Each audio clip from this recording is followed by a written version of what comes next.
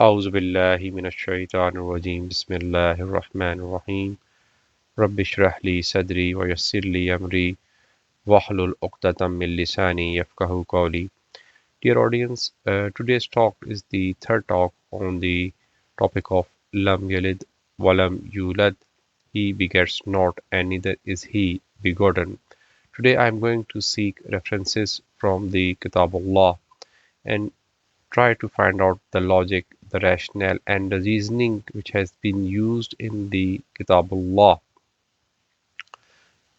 for to falsify the claim of the Christians as well as some of the Jews that Allah has taken a son. Today I'm going to take references from the verse number 4 of the Surah 39, which is the Surah Zumar, verse number 100 of Surah Al-An'am, which is the sixth Surah of the Kitab-e-Aziz, verse number 11 of Surah 42, Surah Ashura, and verse number 4 of Surah Al-Ikhlas, which is the 112th Surah of the Kitabullah. In the verse number 4 of Surah Az-Zumar, Allah subhanahu wa ta'ala is speaking, لَوْ أَرَادَ اللَّهُ أَن يَتَّخِذَ وَلَدًا لَاصْطَفَى مِمَّا يَخْلُقُ مَا يَشَاءُ سُبْحَانَهُ هُوَ اللَّهُ الْوَاحِدُ الْقَهَّارُ. Had God willed to take unto himself a son, he could have chosen anyone that he wanted out of whatever he has created, but limitless is he in his glory. He is the one God, the one who holds absolute sway over all that exists. Let us concentrate on this verse of the Kitabullah. Allah subhanahu wa ta'ala is addressing لَوْ أَرَادَ اللَّهُ. If Allah would have willed, if He would have wanted, or if He would have an intention, أَن يَتَّخِذَ وَلَدًا لَاصْطَفَى مِمَّا يَخْلُقُ مَا يَشَاءُ. If Allah subhanahu wa ta'ala had an intention, or if He would have willed to to take out of his or out of whatsoever He has created as His son, indeed Allah subhanahu wa ta'ala can do anything that He wills, and He is not answerable to anyone. But as an answer to this, Allah in this verse, Allah subhanahu wa ta'ala is saying Subhana, that Allah subhanahu wa ta'ala is limitless in His glory. Allah subhanahu wa ta'ala is free from, utterly remote from all imperfections or need or incompleteness.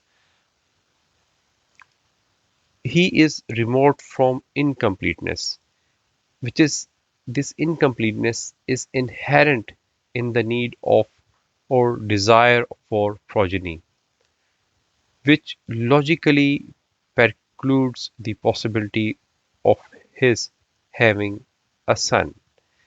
Allah subhanahu wa ta'ala does not get weak. He does not need a sleep. He does not get disease. He does not need any support, any help. He is limitless in His glory. He is complete, and he does not need a son. In the closing part of this verse, Allah subhanahu wa ta'ala is saying, Huwa Allahul Wahidul Qahhar, that Allah subhanahu wa ta'ala is one. He is the only one, and He has got the absolute command over all that exists. Now I'm going to move to Surah Al-An'am, and I am going to recite verse number 100 of the Surah Al-An'am and seek further guidance on today's topic.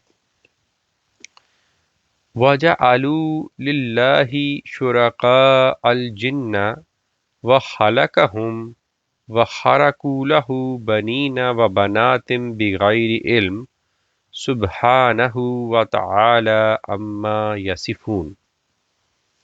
Meaning, and yet some people have come to attribute to all manner of invisible beings a place side by side with God, although it is He who has created them all, and in their ignorance they have invented for him sons and daughters. Limitless is he in his glory and sublimely exalted above anything that men may devise by way of definition. Let us concentrate on this verse. وَجَعَلُوا لِلَّهِ شُرَكَاءَ الْجِنِّ وَخَلَقَهُمْ.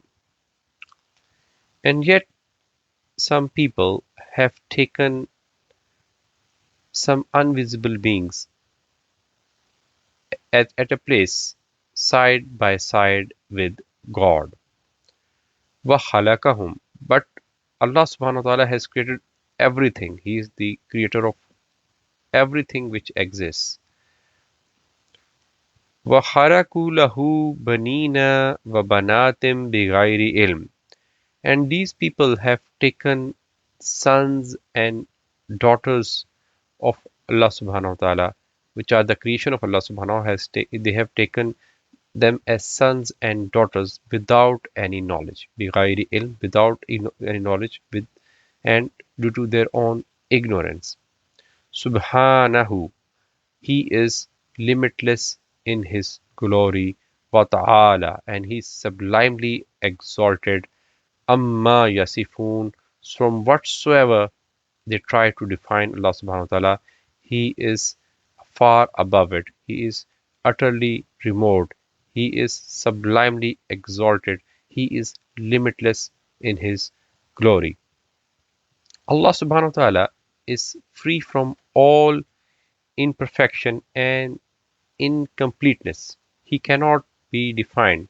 The very concept of definition means circumscribing a thing, putting boundaries on a thing, or trying to create or put resemblance to something to another thing, or creating a parable of one thing with another thing.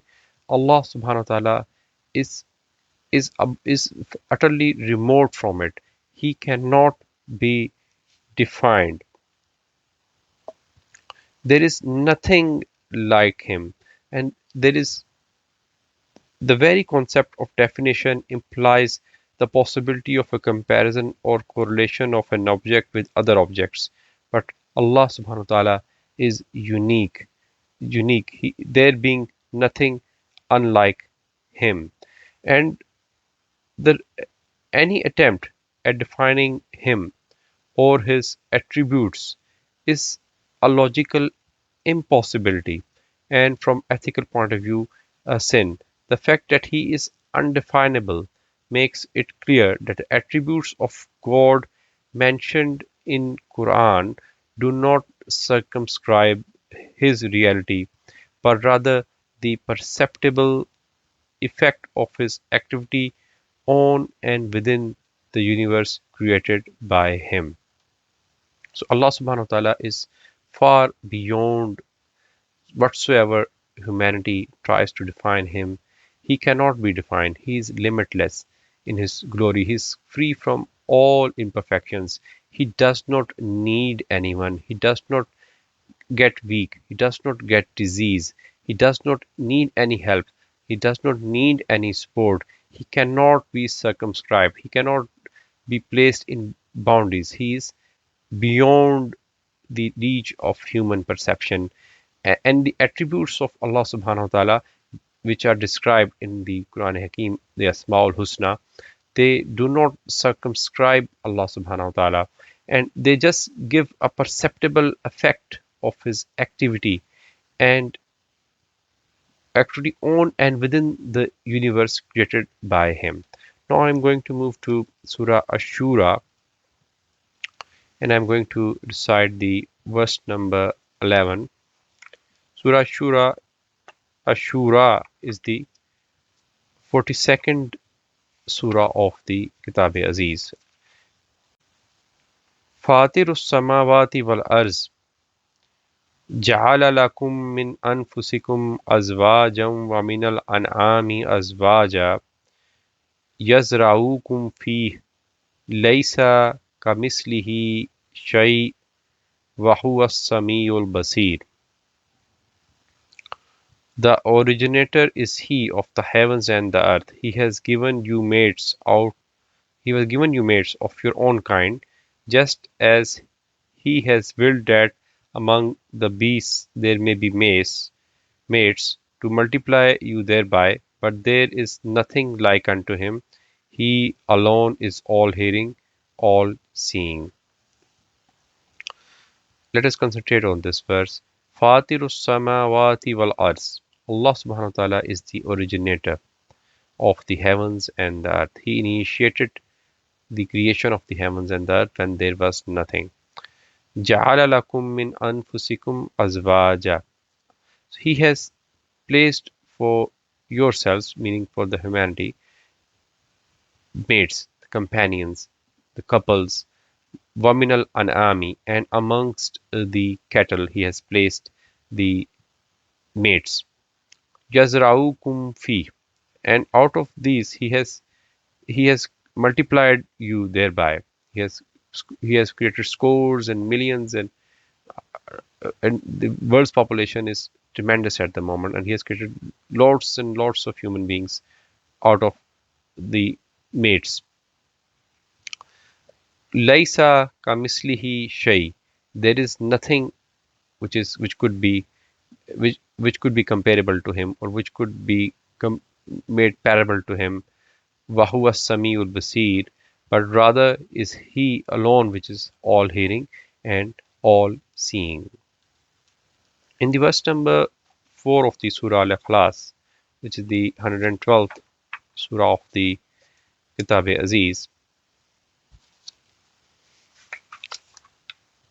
this is the last verse of the Surah Al-Ikhlas, Allah subhanahu wa ta'ala says, وَلَمْ يَقُلْ لَهُ كُفُوًا أَحَدٌ, and there is nothing that could be compared with him. There is nothing that could be placed as parable to Allah subhanahu wa ta'ala.